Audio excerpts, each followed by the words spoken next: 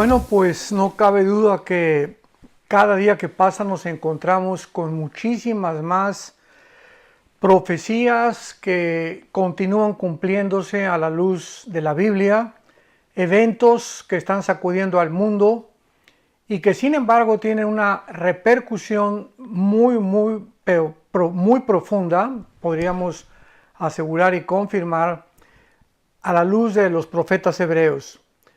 Todo esto que ha sucedido en Afganistán en las últimas semanas, estamos en el mes de septiembre ya del año 2021, la huida de Estados Unidos dejando un armamento impresionante en manos de ahora el grupo terrorista más peligroso y más poderoso del mundo, donde en la misma nación de Afganistán huyeron todos los ex ISIS de este grupo terrorista que se formó en Siria con la guerra civil de Siria, junto con algunos iraquíes que eran ex generales de el expresidente de Irak, Saddam Hussein, y huyeron a Afganistán y a Pakistán. Ahí estuvieron por algún tiempo, aparentemente dormidos, y ellos no estaban de acuerdo con el movimiento del grupo terrorista de Afganistán llamado los talibanes, que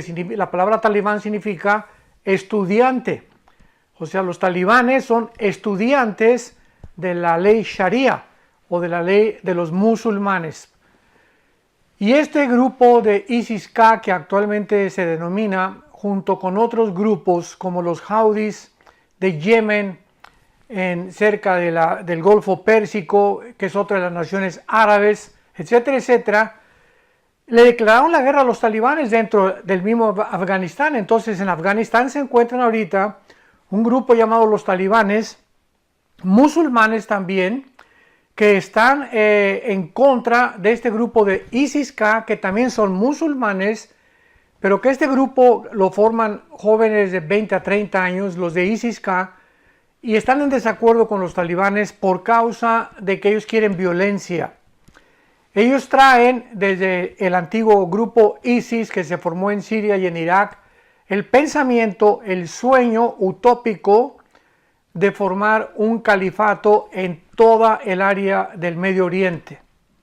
En otras palabras, desde 1923 que fue conquistado, derribado, destruido aparentemente el antiguo imperio otomano turco por los ingleses, no han dejado los musulmanes de soñar, así como los israelíes han soñado en volver otra vez a tener un templo y que regresaran a su tierra. Los musulmanes de la misma manera sueñan con resucitar el imperio otomano, que en 1923, repito, fue desaparecido por los ingleses. Ya vino el movimiento comunista de bolchevique, la revolución bolchevique de Lenin, después vino ya Stalin, vino la Segunda Guerra Mundial, etcétera, etcétera, y todo el siglo XX pasó en un conflicto aparente que se llamó una Guerra Fría entre Estados Unidos y Rusia, porque en 1950-52 la Unión de Repúblicas Socialistas Soviéticas, la antigua Unión Soviética, comienza a competir con Estados Unidos por la supremacía política, económica y militar. Y todo este periodo se llamó la Guerra Fría porque pues Estados Unidos explotó 2 bombas atómicas sobre Hiroshima y Nagasaki en Japón en 1945 y Rusia alcanza a Estados Unidos en el 50 y 52 con bombas atómicas también y con la bomba de hidrógeno en 1952. Así que durante todo este tiempo había una tensión tremenda porque 2 naciones poseían armas nucleares no convencionales y pues el mundo estaba tratando de orar, ¿verdad? Y de impedir que Rusia pudiera usarlas en contra de Estados Unidos o viceversa, hasta que en 1959-60 viene un golpe de estado contra el ex dictador de Cuba, Fulgencio Batista, dirigido por Fidel Castro y por el famoso Che Guevara, que era un médico, y comienza la revolución comunista en Cuba. Cuba se une a los rusos para que los protejan.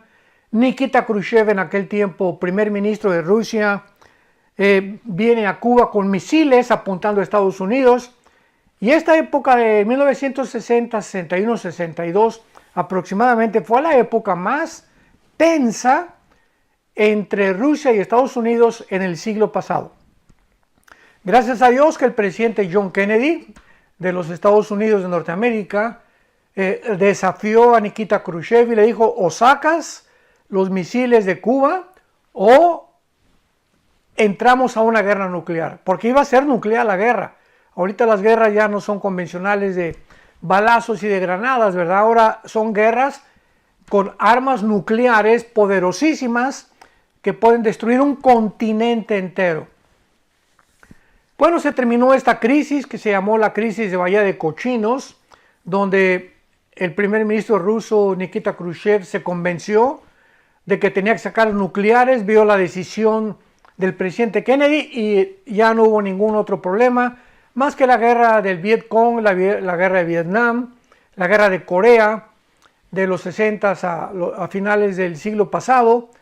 Y hasta este momento, en el siglo XXI, vuelve otra vez la tensión a surgir en el Medio Oriente, y ahora con las naciones de Afganistán y de Pakistán.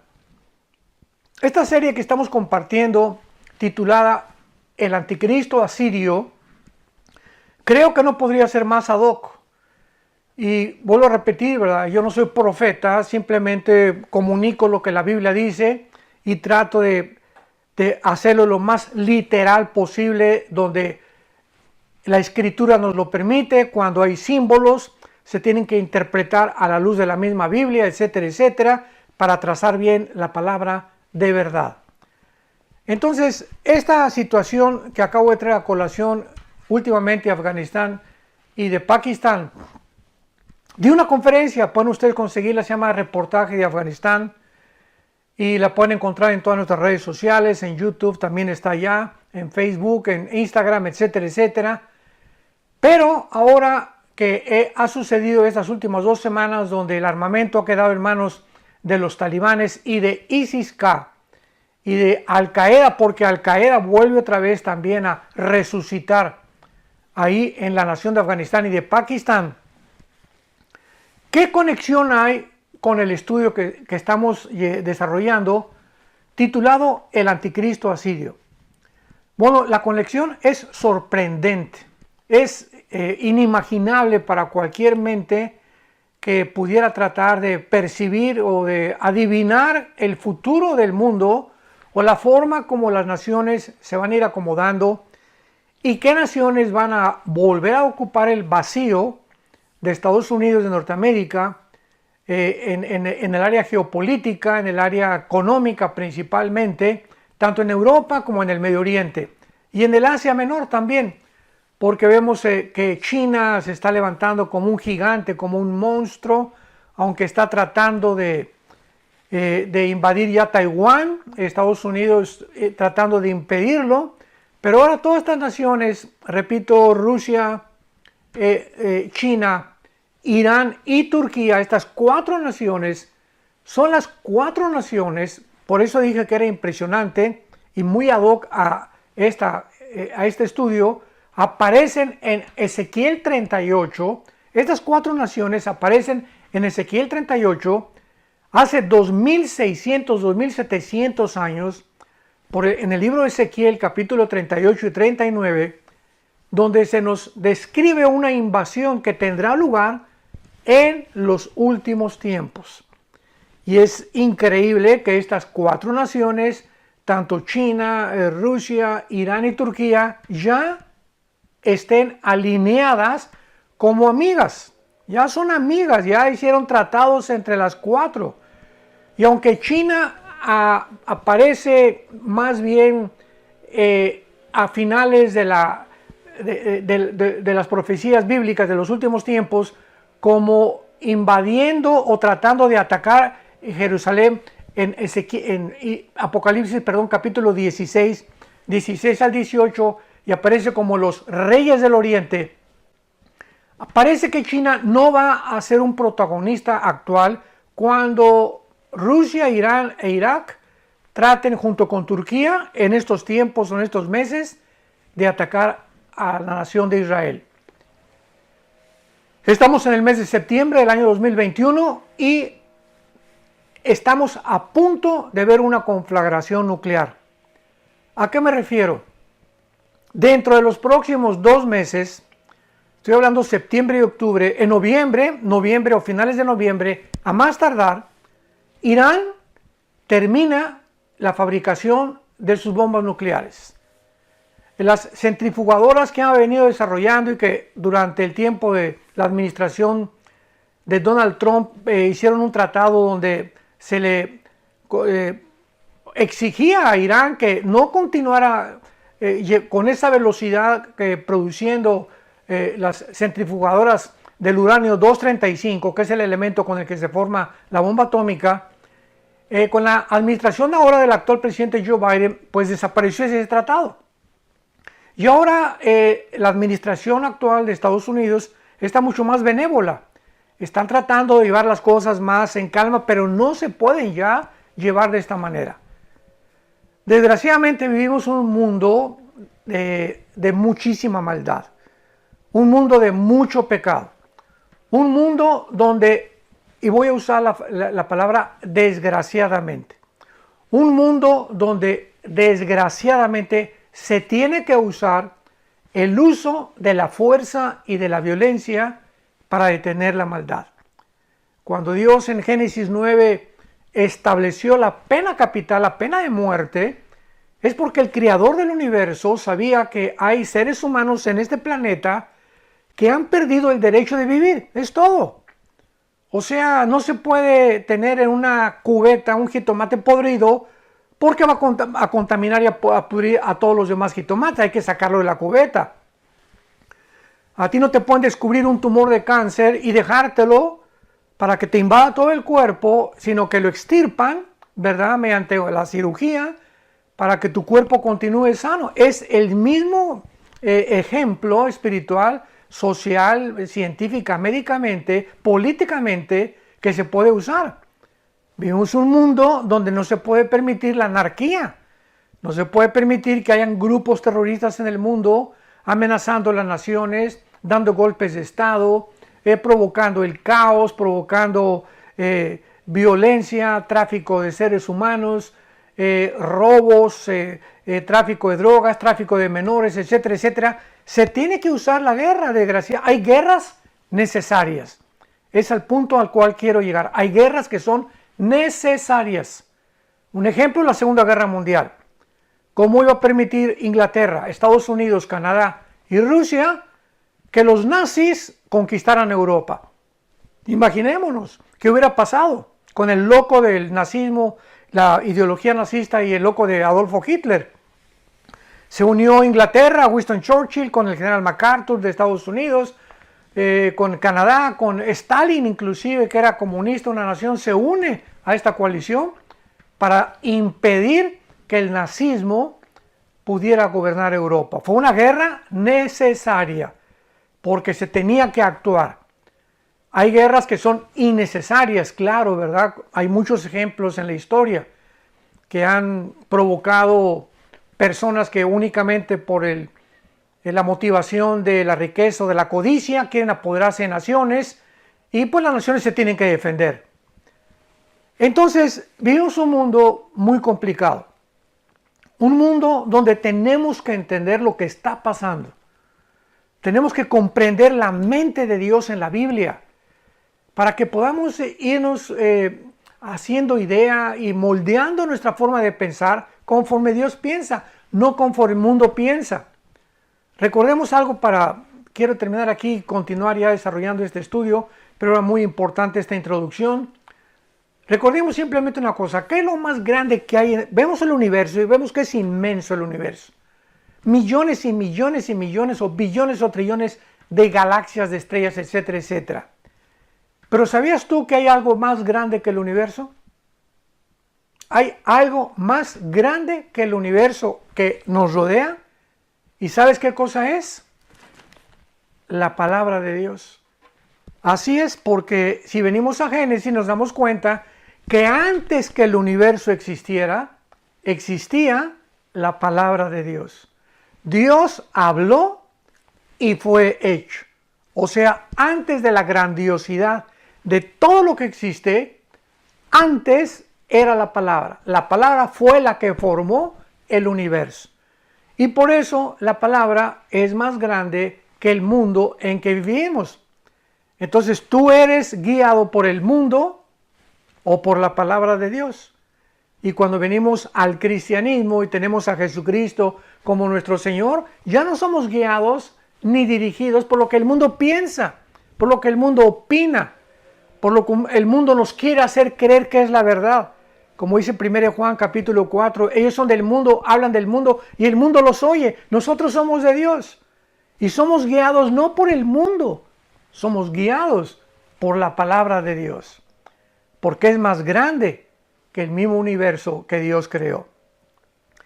Y así tenemos que mantener este pensamiento continuamente, y por eso en Romanos 12, versículo 2, dice el apóstol Pablo: no se conformen a este mundo, sino transfórmense por medio de la renovación del entendimiento. La primera orden que se nos da como cristianos es: comencemos a dejar que el mundo moldee nuestra forma de pensar. Hagamos a un lado las ideologías socialistas, comunistas, de los rabinos, de los gurús, de las ideologías, de todas las religiones que existen, que vienen de hombres como tú y como yo. Hagamos a un lado todo eso y permitamos que la mente de Dios que se encuentra en la Biblia comience a cambiar nuestra manera de pensar para que podamos ampliar nuestro criterio, nuestra perspectiva y nuestras ideas y nuestra visión del mundo al cual estamos llegando a su fin. Porque el mundo se encuentra en la orilla de un abismo. Veamos ahora en nuestro estudio acerca de el anticristo asirio y nos vamos acercando cada vez más para que veamos claramente, así sin ningún lugar a dudas, sin especulación, que podamos nosotros ni siquiera tratar de, pues yo creo que piense esto o creo que piensa aquello, creo que es así o así. La Biblia es clarísima en cuanto a esto del lugar donde el anticristo va a surgir. ¿Y quién va a ser el anticristo? ¿Qué figura va a adquirir? Por cierto, les recomiendo mi último libro, El Anticristo, ya está a la venta. Lo pueden conseguir en Amazon, lo pueden conseguir en ebook, en libro electrónico, y está en 4 idiomas. Está en español, en inglés, en portugués y en italiano. Y si no, puedes escribir a la página de Editorial Berea. Berea con B de bueno, con B de burro. Editorial Berea, que es la editorial de mis libros, y ahí lo pueden ustedes adquirir, donde escribo claramente casi todo lo que a través de este estudio hemos llegado hasta este momento a desarrollar. Veamos ahora en este estudio la conexión con Grecia. La conexión con Grecia. Nos vamos acercando de la estatua de Nabucodonosor en el capítulo 2, ¿verdad? Donde se escriben 4 imperios mundiales con los dedos mezclados de hierro con barro.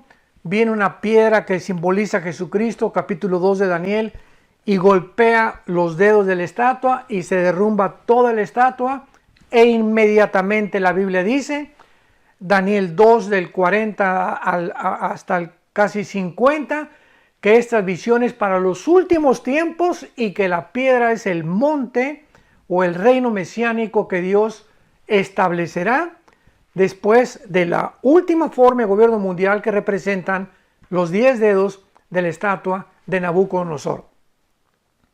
Después nos brincamos al capítulo 7.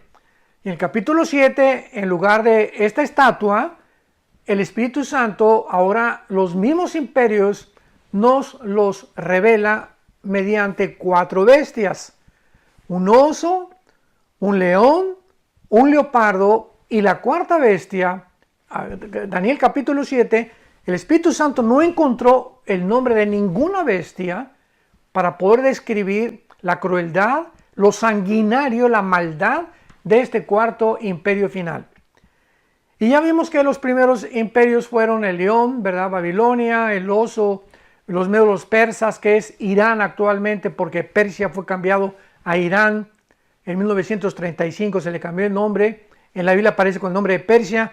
Vino el imperio griego, representado por un leopardo, capítulo 7, repito, de Daniel. Y la cuarta bestia, donde aquí en el capítulo 7 de Daniel, la cuarta bestia, que es Roma, sufre una modificación. Porque de repente aparecen 10 cuernos en la cabeza de esta bestia.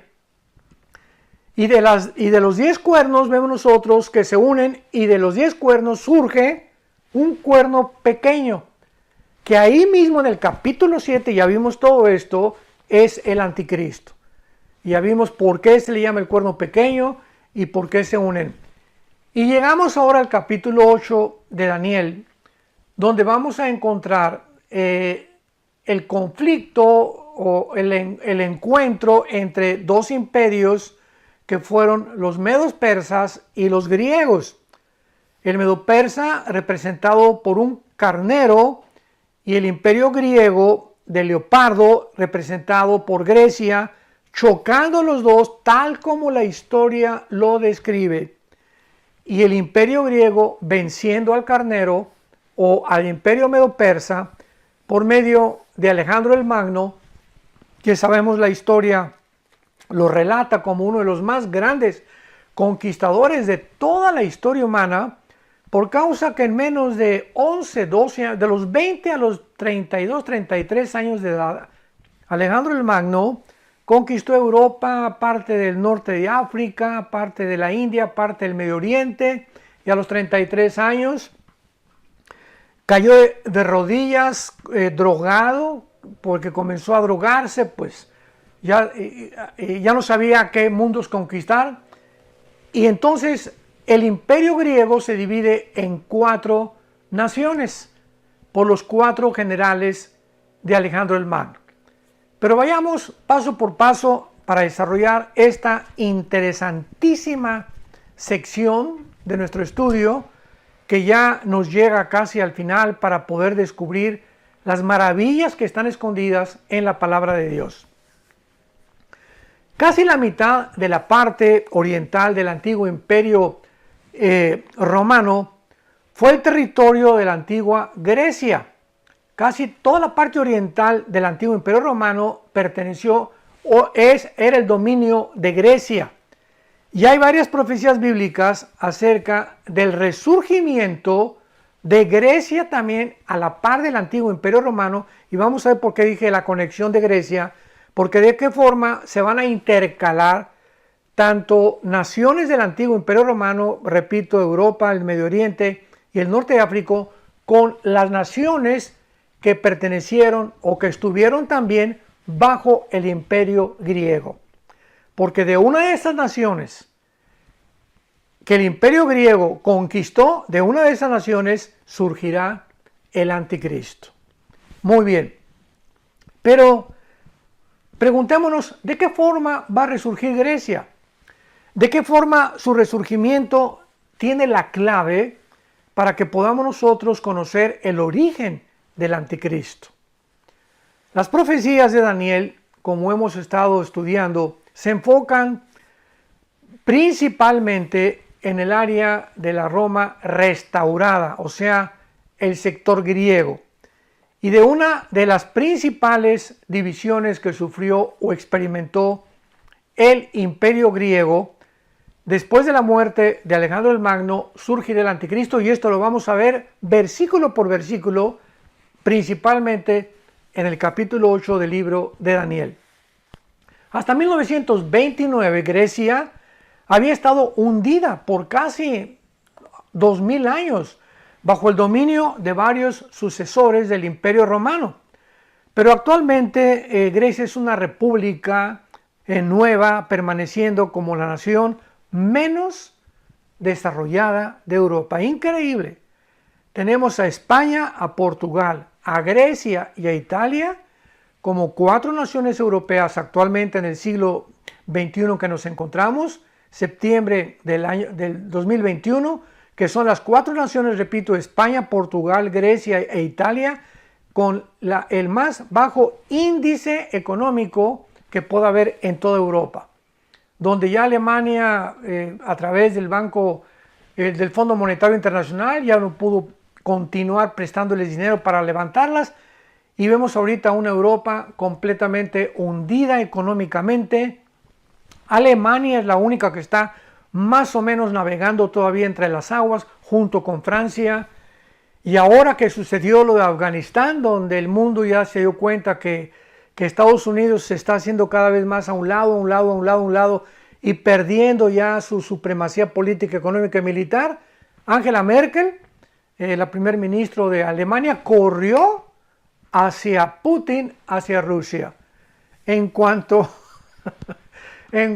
se dio cuenta que Estados Unidos abandonaba Afganistán y que ya se retiraba y que ya no quiere saber nada y que ya no le interesa más tener ya policías en el mundo entero, Angela Merkel corrió hacia Rusia pidiendo que refugiarse bajo las alas de Rusia, como lo están haciendo la mayor parte de las naciones, y de China, porque todas las naciones menores, ¿verdad? Las naciones más débiles, económica, política, militarmente, pues tienen que buscar a alguien. Es lo que está pasando ahorita con los bancos. Ahorita los bancos más grandes, como el Chase Manhattan Bank, el Bank of America, etcétera, Bancomer o BBA, como se llame, todos los bancos chiquitos están metiéndose bajo de los grandes bancos para protección. Las pequeñas industrias, las pequeñas tiendas se están metiendo bajo los Walmart y bajo la Comercial Mexicana y bajo otras cadenas impresionantes, y es la tendencia actual del mundo meterse, esconderse bajo las alas de los más fuertes, porque siempre es la ley de la selva, el más fuerte se come al más pequeño. Así que Europa se encuentra ahorita dentro de las naciones desprotegidas. Ya la OTAN, que es el gobierno, que es la organización militar que se formó en 1947-1948 para proteger a Europa del comunismo, pues si no hay dinero en las naciones europeas, la organización de la OTAN, que es la organización de las naciones del Tratado del Atlántico del Norte, así se llama, son las siglas de la OTAN, no puede sostenerse ni subsistir. Entonces comienzan las naciones a buscar ayuda en Rusia y en China. Y la pregunta es ¿por qué? Bueno, es muy fácil de responder, porque casi el 65%, escuchemos esto, el 65% del gas que consume Europa proviene de Rusia.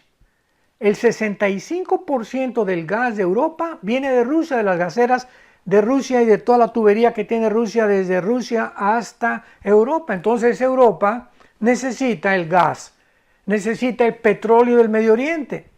Y todo esto que estoy compartiendo con ustedes nos da un panorama comprensible a la luz de la Biblia, para que sepamos de qué forma todos estos factores que están moviéndose en el mundo, la pobre economía de Europa, así como la vemos, se va a levantar. Lo vamos a ver por qué también se va a levantar, aun cuando está ahorita quebrada económicamente. Bíblicamente Europa vuelve otra vez a levantarse, se va a unir al Medio Oriente para que le garantice el petróleo. Ahorita está bajo las alas de Rusia, la protección de Rusia, y todo esto nos da un panorama muy claro para que nos asombremos con la Biblia.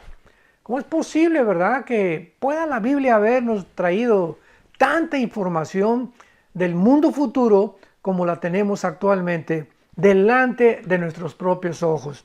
Y a mí siempre me ha encantado la escatología o las profecías bíblicas.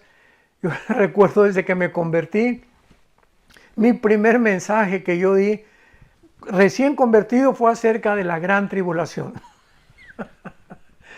Fue mi primer mensaje, la gran tribulación, imagínate nada más, ¿no? O sea, desde que me convertí me apasionó el Apocalipsis, me apasionó Daniel, y claro que mi maestro, ¿verdad? El misionero que nos dio a mi hermano Alejandro y a mí a Cristo, nos dijo, tenemos que comenzar con la A, con la B, con la C, con la justificación por la fe. Tenemos que estudiar todo el libro de Romanos, que tiene todas las doctrinas básicas del cristianismo, los evangelios para darnos cuenta que forman parte del Antiguo Testamento y para diferenciarlos del Nuevo Testamento, el libro de los Hechos para ver que es un libro en transición, que no se puede tomar doctrinalmente el libro de los Hechos porque narra la transición entre el judaísmo y el cristianismo. Y entonces así vamos estudiando la Biblia hasta que llegamos con esta armación, con esta estructura, con esta infraestructura teológica, podemos poner ya firmemente, con estas bases firmes, podemos poner las profecías sin que se nos mueva, ¿verdad?, nuestra edificación.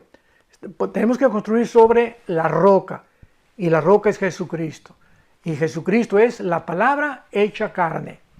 Así que la escatología pues es una rama de la teología que siempre me ha fascinado, y descubrí la importancia que a través de la historia y de los eventos teníamos que irlos correlacionando para mostrarle al mundo que la Biblia es un libro absolutamente único, peculiar. No hay nada que se le pueda comparar a la Biblia.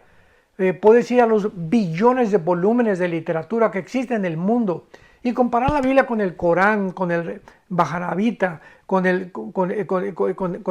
los libros sagrados, con los libros de los hindúes, con los libros de los gurús, con los libros del hinduismo, con el libro sagrado que tú me quieres, con los libros de Buda, el Tripitaka.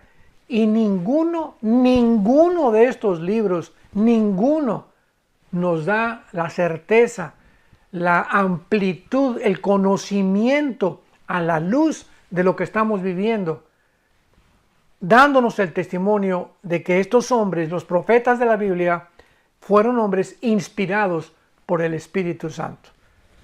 Así que tenemos un libro maravilloso y por eso es que mezclo la historia con la Biblia, con la ciencia, con la genética, con la biología, con las matemáticas, con la antropología, con la paleontología, con la psicología, con la gramática, con todo. Es que la Biblia está relacionada con todo, con todas las disciplinas académicas que podamos mencionar, con la medicina, con la ciencia, sobre todas las cosas, porque la ciencia lo único que hace es comprobar lo que la Biblia dijo anticipadamente.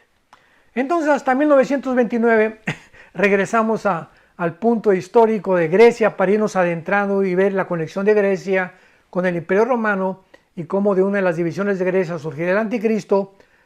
Preguntamos por qué esta Grecia o podrá ser que pueda resurgir y formar parte de una de las zonas geográficas más importantes de los últimos días.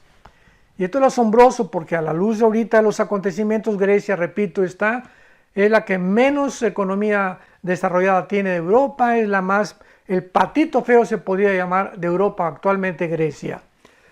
Y actualmente el antiguo imperio helenista, el helenismo fue la cultura de los griegos que la heredaron a los romanos, al antiguo imperio romano.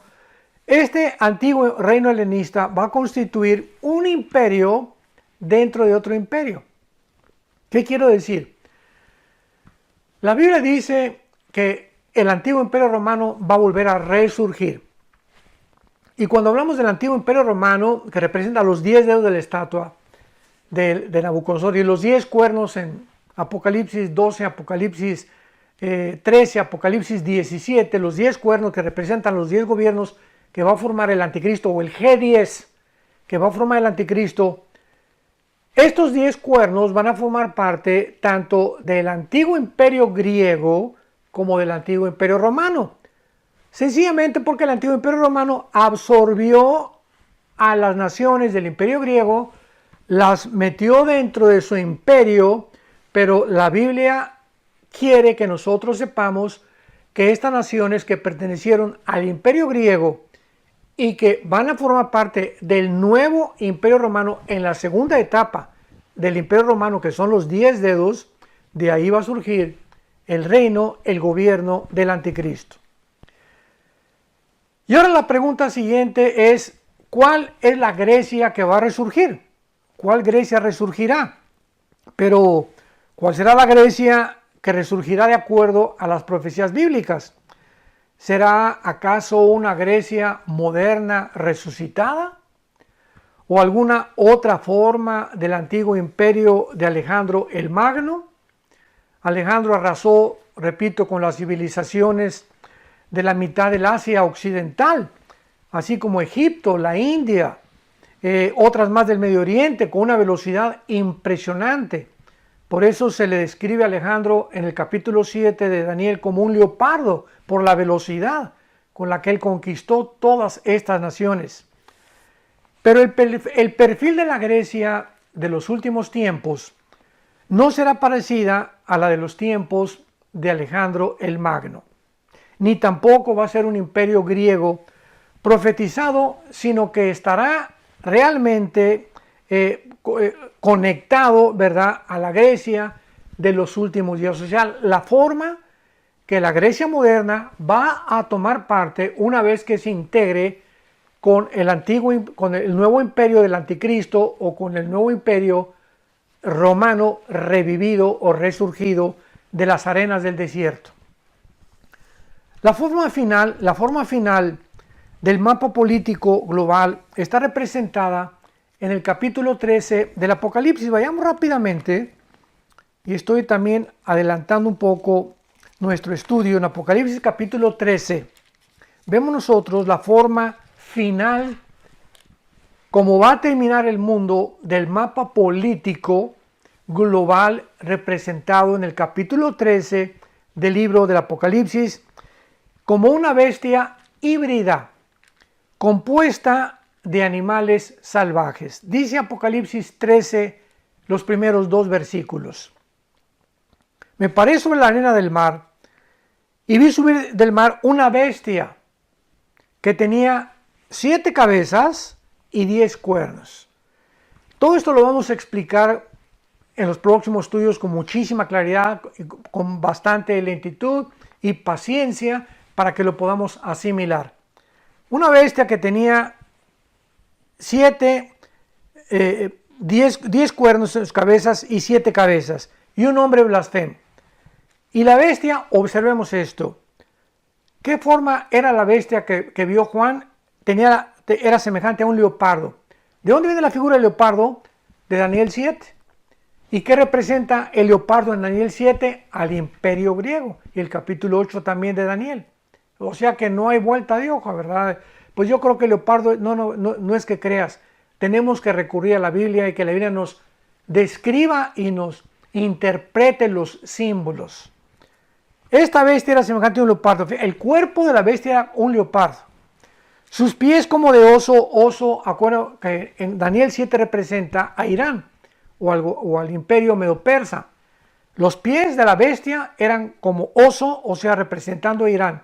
Parece que como Irán va a ser la que le va a dar movimiento al futuro imperio del anticristo. Esto es importantísimo. Y su boca como boca del león. ¿Y qué representa el león? En Daniel 7, a Irak. O sea, la Biblia nos interpreta los símbolos.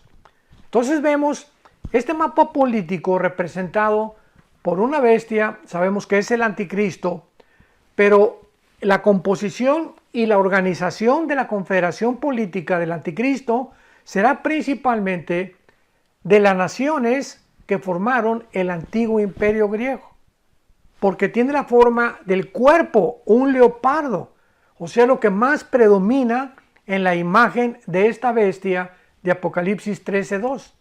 Vemos los pies, ¿verdad?, que representa a León o a Irán, donde tal vez le va a dar cierto movimiento a la bestia, a Irak, y vemos el oso que representa a Irán, que tiene la forma de los pies. O sea, Irán de alguna forma va a mover los tentáculos del anticristo, y por eso nos damos cuenta que los cuarteles generales del anticristo y el anticristo va a surgir de esta zona del Medio Oriente, que en el Antiguo Testamento se conoce como la zona de Babilonia, que es Siria, la Siria moderna con el Irak moderno. Pero esta división que hay ahorita entre Siria e Irak no existía en el Antiguo Testamento. Entonces era la famosa Mesopotamia, dividida por los ríos.